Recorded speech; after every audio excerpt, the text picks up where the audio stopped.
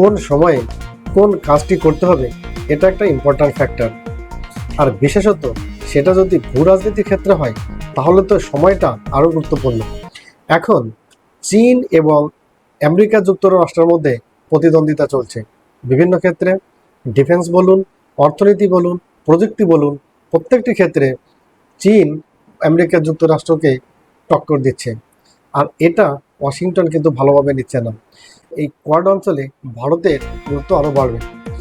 America যুক্তরাষ্ট্রের target যে দক্ষিণ চীন সাগর থেকে ভারত মহাসাগর পর্যন্ত এই যে বিস্তীর্ণ এলাকা, এই বিস্তীর্ণ এলাকায় চীনের প্রভাবকে খর্ব করার জন্য ডোনাল্ড ট্রাম্প তথা আমেরিকা যুক্তরাষ্ট্র চাইছে ভারতের সহযোগিতা এবং ভারতের যে প্রতিরক্ষা শক্তি সেটাও বাড়াতে।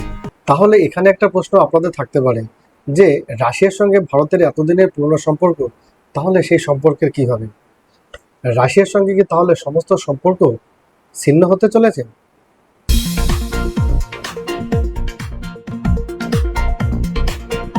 এই ধরনের আন্তর্জাতিক খবরে যদি আগ্রহী থাকে তাহলে অবশ্যই আমার চ্যানেলটিকে লাইক, শেয়ার এবং সাবস্ক্রাইব করে পাশে থাকুন। ধন্যবাদ।